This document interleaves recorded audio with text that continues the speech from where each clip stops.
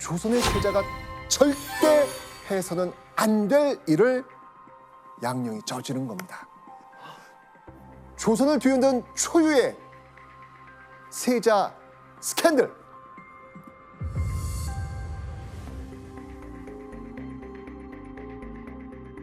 (1417년 2월) 세자인 양녕대군의 나이가 24살이 되던 해, 하루는요, 세자가 아름다운 여인에 대한 말을 듣게 된 거죠. 그 아리따운 여인은 누구였을까요? 바로 이 사람.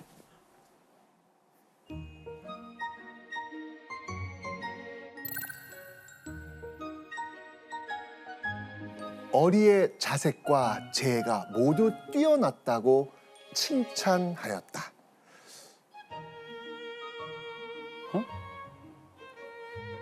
어리라는 사람이에요? 네. 즉 얼굴이 곱고 재능이 뛰어나다고 소문이 자자했죠.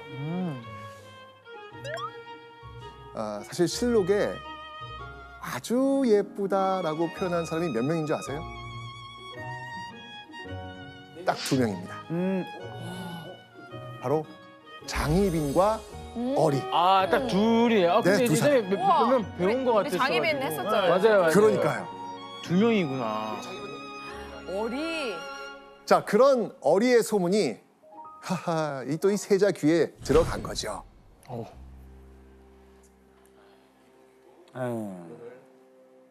바로 양녕대군의 호기심이 요동치기 시작하죠. 양녕대군은요, 예쁜 수가 놓인 주머니를 선물하기도 하고요. 심지어는 어리를 만나려고 세자궁 담도 넘습니다. 야, 담을 넘는 사람. 어떻게든 이 어리의 마음을 얻고 싶었던 것이죠. 결국 어리를 세자궁 안까지 데려와서 몰래 만나는데 성공합니다. 자, 그리고요, 그 만남을 계속 이어갑니다. 비밀 연애네. 자, 그런데 이 세자가 만나는 어리의 정체가 너무 충격적입니다. 기생? 기생보다 더한 거죠. 막 노비? 노비? 노비 쪽. 자, 이 충격적 정체 한번 추적해 보세요. 충격적입니다. 얼마나 충격적이길래? 왔다. 느낌 왔어요? 네, 어떤 어리는 느낌? 결혼을 했어요. 아 진짜? 맞습니다. 그녀는요, 이미 한 남자의 아내였던 겁니다. 아하. 게다가 더 놀라운 건요, 어리는 종이품, 지금의 차관급에 해당하는 전직 고위 관리의 첩이었던 겁니다. 전직 관리의 첩이란 걸 알면서도 꿰어내서 궁으로 데려온 겁니다. 이건요, 이전에 기생을 만났던 건 차원이 다른 겁니다, 지금. 이거는 진짜 약간 막장 드라마에 나오는 그런 정도의 정말 큰 잘못 아닌가요? 예, 그렇죠. 여러분들 아마 삼강오륜 들어보셨을 거예요. 그래서 이 삼강오륜은 이제 유교 국가의 윤리 중에서도 가장 중요하고 가장 근본이 되는 윤리거든요. 그래서 바로 그러한 그 삼강오륜의 윤리를 어기는 죄를 범했다. 이거는 세자는 물론이고 왕실 전체의 어떤 권위 이런 것들이 아주 땅에 떨어지는 그러한 일이라고 할 수가 있습니다. 자, 그런데 이때 세자의 간통 사건을 접한 태종의 마음은 어땠을까요?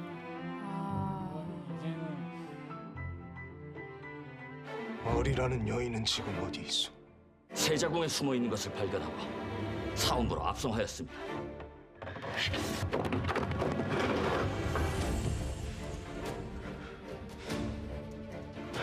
분노한 태종은요, 양녕대군과 어리가 만난 걸 도와준 사람들 모두 잡아들여서 아주 잔혹하게 국문합니다.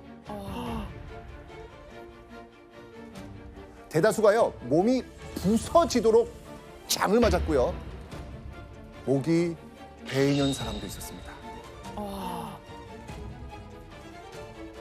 그 전에는 그냥 회초리만 했는데 지금 어떤 일이 벌어진 거예요? 무게 사람을 배웠으니까. 죽이기까지 네, 한 거잖아요. 너무 오. 화나셨다 이거. 지금까지와는 차원이 다른 태종의 분노. 당연히 세자 양령도 두려울 수밖에 없었겠죠. 자, 태종은 이번 사건 어떻게 처리했을까요?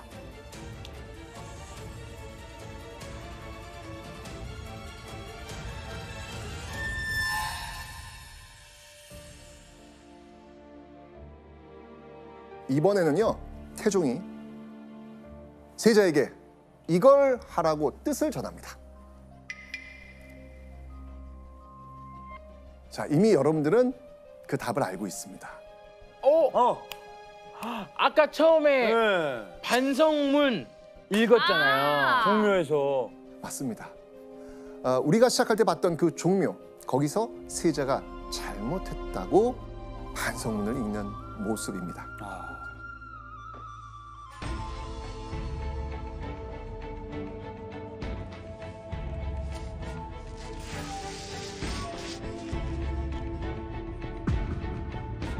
겸손함을 잃고 법도와 예의를 무너뜨려 국사를 혼란코자 한 죄 그옵니다.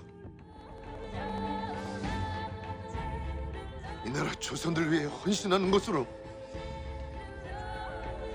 그 죄를 씻고자 하나이다. 아, 이게 이래서 이랬구나. 뭐 당시 양녕대군에게 이보다 더 낯뜨겁고 부끄러운 처벌은 없었을 겁니다.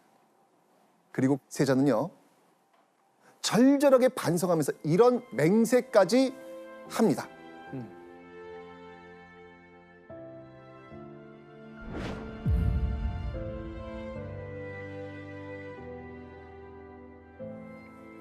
매 사냥과 여자, 술과 음악, 4가지 허물을 영원히 끊어버리겠습니다. 영원히. 와, 안 살겠다는 건데. 삶을 포기하겠다. 네, 삶을 포기하겠네. 지금까지 양녕 대군의 모습을 본다면 맞습니다. 근데 그 세자의 입장에서는 이거는 이제 어떻게 보면은 다시 오지 않을 마지막 기회를 잡은 거라고 할 수가 있어요. 마지막 그래서 진심을 다해서 정말 자기의 잘못을 뉘우치고 반성하는 글을 읽었다라고 볼 수가 있겠습니다. 세자가 공개적으로 반성문을 읽도록 하는 정말 극단의 조치까지 쓰면서 세자인 큰아들이 바뀌기를 원했던 거죠. 어떻게든 세자를 옳은 길로 가게 하려는 정말 태종의 정말 노력이었던 겁니다. 맞아요.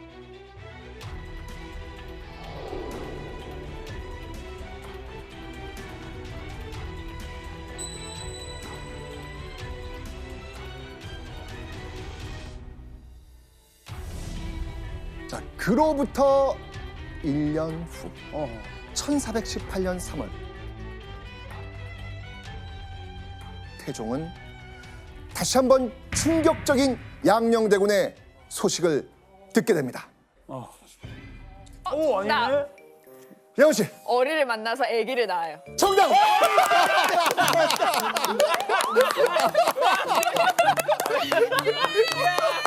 아니, 잠깐만요. 아니, 선생님이 표정이 너무 어떻게 그런 상상을 해라는 표정을 하시니까 내가 좀... 자, 그런데요. 그 아이가 태어난 시기가 기가 막힙니다. 왜요? 언제요?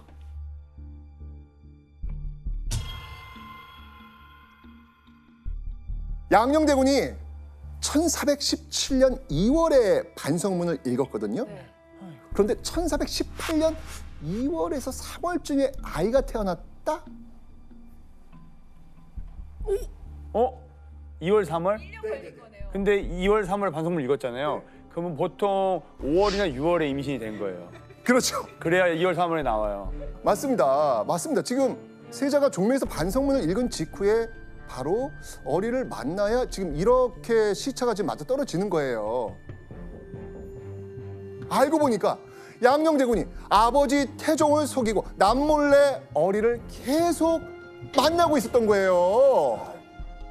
야, 이거는 그 눈물의 그런 반성문 뭐예요, 그러면?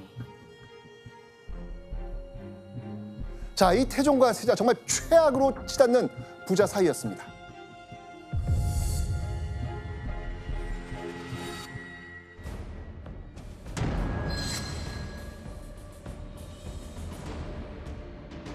그렇게 몇 개월 후 어느 날이었습니다.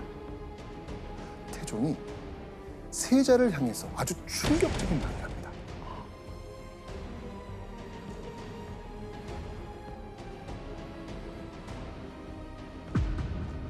세자는 사람이 아니다.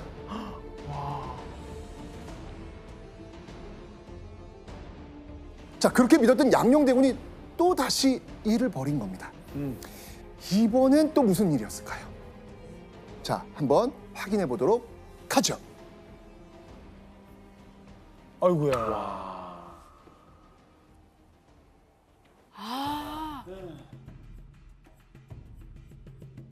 세자가 성령이 죽었을 때 궁중에서 활 쏘는 놀이를 하였다. 아, 동생이 죽었는데 활쏘기를 했던 시기는 태종의 넷째 아들인 성령대군이 죽은 지 고작 24일이 지났을 무렵이었습니다.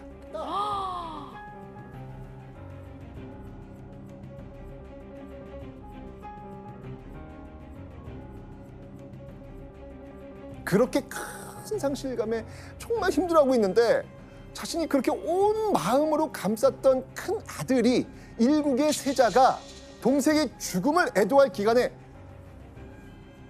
활쏘기 놀이를 했다. 사람으로서는 할 수 없는 할 수 없죠. 행동이죠. 예. 정말 심장이 갈갈이 찢기는 그런 느낌이었을 겁니다. 사실 세자도 좀 꺼림직하긴 했어요. 꺼림직해서 이제 자기 스승이 되는 관원에게 나 활 쏘고 싶은데 나가서 좀 쏴도 될까요? 물어봤는데 안 된다고 했어야 되는데 3, 7일이 지났으니까 쏘셔도 됩니다. 아이고. 이렇게 얘기를 한 거예요. 그래서 이제 세자는 또 그 말을 듣고 나가서 쐈는데 이게 결국은 이제 큰 사단이 된 거죠. 이게 세자에 대한 이 태종의 분노와 실망감은 걷잡을 수 없이 커집니다. 태종의 인내심이 드디어 한계를 넘은 거죠. 결국 태종은요, 세자를 벌주기 위해서 세자 곁에서 어리를 떼어내고요, 쫓아내버립니다. 그리고 세자가 세자궁에서 마음대로 외출할 수 없도록 명합니다.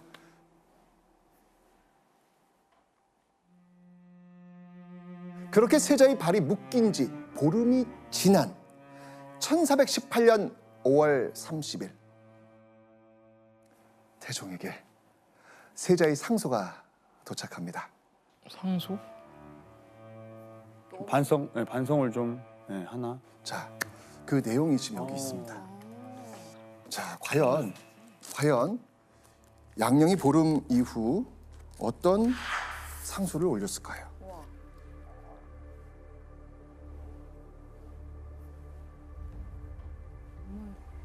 어찌 스스로 만나서 아니 잠깐 이게 무슨 와, 이거는 아버지한테 이게 말이 됩니까? 지금 이 상황에서?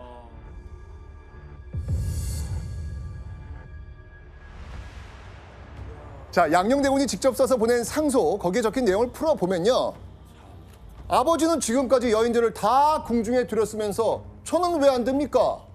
나의 첩들을 아버지가 궁중에 들이지 못하게 해서 지금 나라에 원망이 가득합니다. 그러니 이건 내가 아닌 아버지가 반성하셔야죠, 오, 라고 적혀 있었던 겁니다. 와 야, 아들이 이렇게 얘기하면 진짜 아주 건방지네요. 진짜 진짜 딱 뒷목 잡아. 아들이 사실 아버지에게 할 말도 아니지만 태종은 엄연히 조선의 왕입니다. 불경스럽고 모욕적인 상소를 왕에게 보내는 건 세자라도 용납될 수 없겠죠. 결국 1418년 6월 3일 태종은 어명을 내립니다.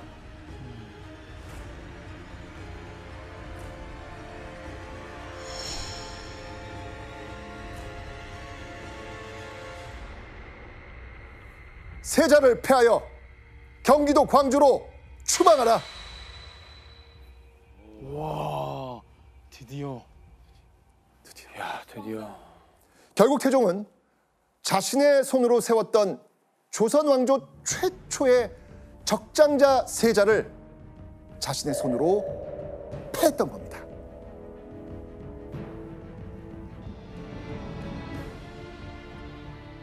폐세자는 왕자의 신분이 되어 새로운 칭호를 얻게 됩니다. 세자 아니면은 양녕대군? 맞습니다.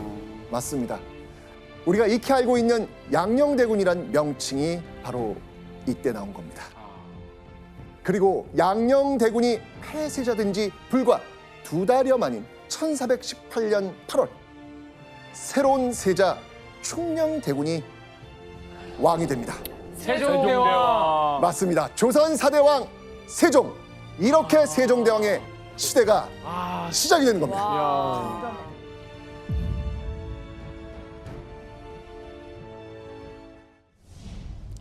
장희빈. 희빈이 혹시 어떻게 붙여진 명칭인지 아십니까? 맨 끝에 있는 이 빈 있죠, 빈. 네. 이 빈은요, 서열 1위, 1위 후궁의 명칭입니다. 성이 장씨니까 장, 복희를 붙여가지고 희빈, 장희빈이 된 겁니다. 자, 그럼 장희빈은 대체 어떻게 궁에 들어가게 되었을까요? 궁금하다. 자, 이 장희빈은요, 역관 집안의 막내딸로 태어납니다. 자, 그렇다면 당시 이 역관의 신분은 무엇이었을까요? 역관의 신분은 중인입니다. 그러니까 이 장희빈 역시 신분은 무엇이다? 중인이 되는 겁니다. 비록 양반만큼은 아니었지만요, 장희빈은 이 재력 있는 중인 집안 딸로 잘 자라고 있었습니다. 그러던 어느 날 장희빈의 아버지가 병으로 갑자기 돌아가신 거예요. 생계를 책임지던 가장이 죽으니까 당연히 가세가 기울기 시작했을 겁니다. 그래서 이 장희빈의 어머니는 딸을 궁녀로 들여보내기로 결심했던 것 같습니다. 그렇게 이 장희빈은 중인 출신의 궁녀로 궁 생활을 시작했던 것이죠. 자, 그 후 이 시간은 흘러 장희빈이 궁녀가 된 지도 10년이 지나가고 있었습니다. 다른 궁녀들처럼 평범하게 하루하루 일함을 보내던 장희빈. 자, 그런데요, 장희빈은요, 사람들이 주목할 만한 이것을 가지고 있었습니다. 무엇이었을 것 같습니까? 기록이 있으니까요. 보겠습니다. 잠옷 얼굴이 아름다웠다. 이 조선의 왕 숙종이었습니다.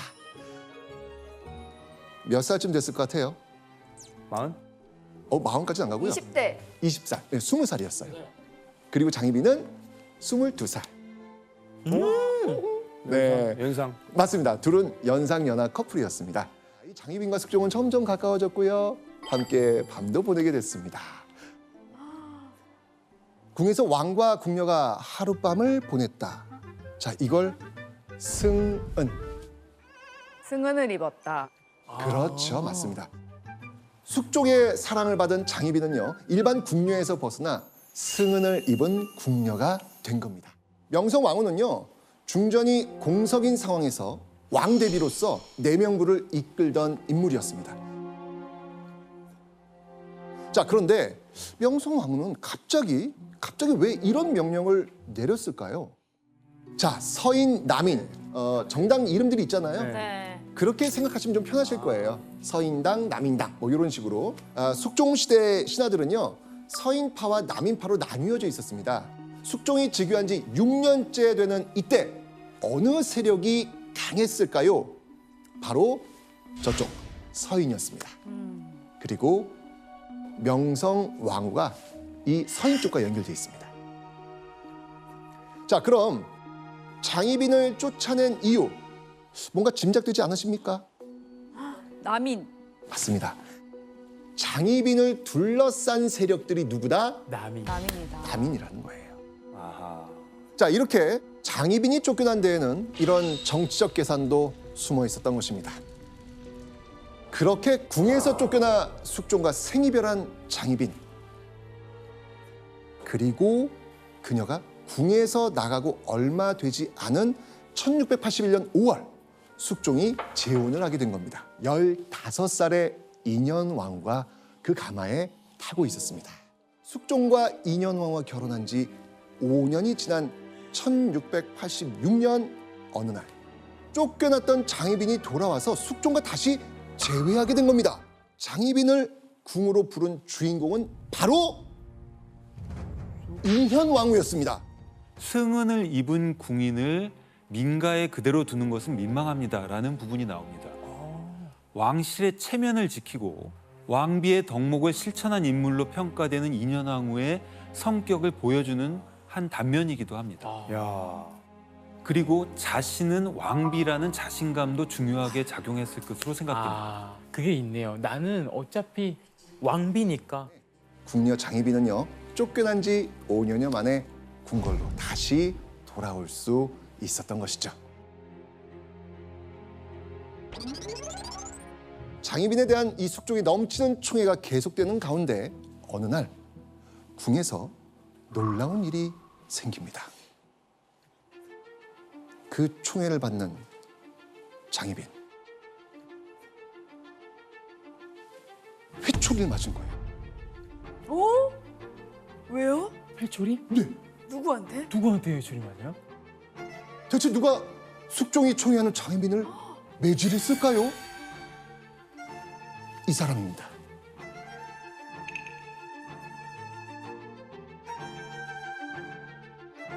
내전이 명하여 종아리를 때리게 하였다. 인현왕후가 네, 그렇죠. 놀랍게도 장희빈에게 회초리를 든 건 인현왕후였습니다. 인현왕후가 이 장희빈의 버르장머리를 고치겠다 나선 겁니다. 대체 장희빈이 무슨 행동을 했기에 그녀를 직접 궁으로 불러들여가지고 매를 들 정도로 화가 난 것일까요? 네, 사실 당시 지위를 따지면 장희빈은요 인현왕후를 이렇게 쳐다볼 수도 없는 그런 상황이에요. 그런데 어느 날 인현왕후가 이 장희빈에게 오라고 했는데 장희빈이요 싹 무시하고 안 온 겁니다. 와. 인현왕후 오라고 했는데 안 와. 오. 자, 그렇게 해놓고 인현왕후를 무시한 겁니다. 장희빈은 점점 오만방자해졌죠. 아이고야. 내전이 시키는 모든 일에 대해 교만한 태도를 지으며 공손하지 않았으며 심지어는 불러도 순응하지 않는 일까지 있었다. 자, 이때 충격적인 어명이 내려옵니다. 뭐야? 장 씨를 책봉하여 수건으로 삼으라. 이제까지 지금 장희빈은 궁녀입니다. 그쵸. 그냥 궁녀입니다. 그런데 이제 장희빈은요 종사품, 수건이란 품계와 직책을 받은 겁니다.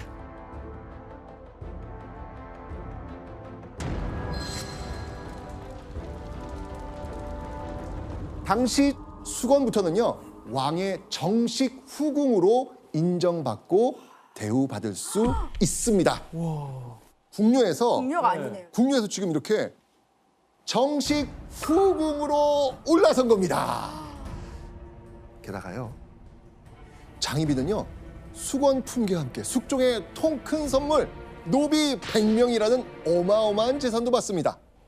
100명이요? 예. 100명이나 필요해요? 노비져서 뭐예요? 와, 숙종. 자, 그런데 와. 장희빈의 승승장구는 여기서 끝이 아닙니다. 몇 달 뒤 장희빈은요 종이품 수기를 거쳐서 정이품 소위까지 계속 품계가 올라갑니다. 우와. 단시간에. 요즘으로 치면요 3급 공무원에서 차관급 속에 껑충껑충 뛰어오르는 거예요. 숙종은 그 정도로 fall in love. 장희빈을 사랑하고 또 사랑했던 겁니다. 진짜 얼굴 한 번만 보고 싶네요. 그런데 이때 숙종과 장희빈의 행복에 찬물을 끼얹는 일이 일어납니다. 1689년 1월 갑자기 궁에서 큰 소란이 일어납니다. 자, 신하들은 이렇게 외칩니다.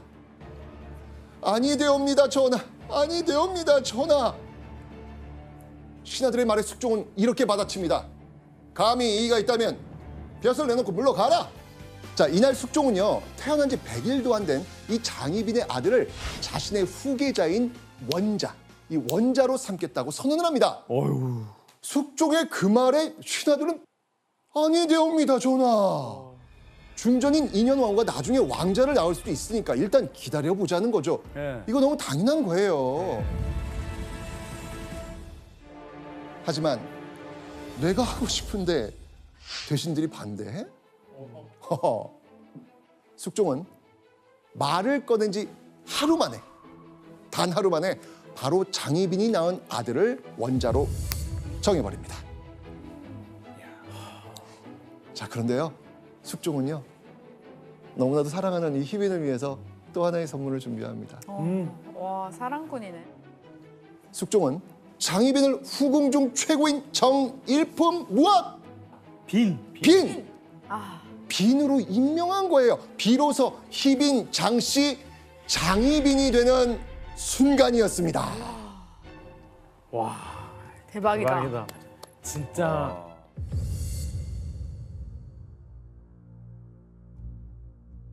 자, 그럼 이 패배를 시킨 데 필요한 게 무엇이었을까요? 명분. 그렇죠. 명분. 명분. 명분이 필요했습니다. 근데 사랑에 빠진 이 숙종, 온 신경을 다 집중해서 꺼리를 찾는 거예요. 아이고. 자, 고민하던 숙종 뒤지고 뒤져 드디어 하나를 찾아냅니다. 무려 3년 전 일, 꿈 이야기. 에이? 꿈을 꿨는데 선대왕과 명성왕과 나와서 인현왕과 다른 후궁은 복이 많고 자식이 많을 건데 수권, 즉 장희빈은 아들도 복도 없어서 나라에 좋은 사람이 아닙니다. 이렇게 꿈꾸었던 내용을 숙종한테 이야기했던 거예요. 인현왕후의 꿈이 맞았어요, 틀렸어요? 틀렸어요. 틀렸잖아요. 장희빈이 아들 낳았잖아요. 네. 그죠? 그러므로 인현왕후의 꿈은 투기, 즉 질투한 증거다. 숙종이 이야기한 이 3년 전 꿈 이야기가 유일한 겁니다. 신하들은요, 인현왕후 패비만은 안 된다면서 극구 반대했지만 숙종은 그 말을 듣지 않고 결국 인현왕후를 패배시켜버립니다. 인현왕후가 중전의 자리에서 쫓겨나고 4일 뒤 차기 중전, 조선의 왕비가 새로 책봉됩니다. 누구였을까요? 장희빈. 장희빈.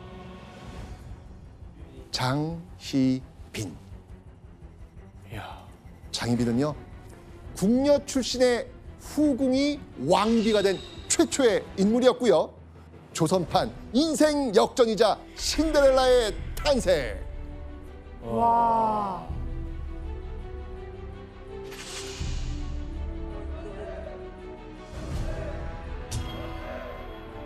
유례가 없는 일이었습니다. 후궁을 아무리 총애해도 있는 중전을 내치면서까지 후궁을 중전으로 세우지는 않거든요. 이건 조선 왕실을 넘어서 백성들까지 놀랄 만한 일이었을 겁니다. 야.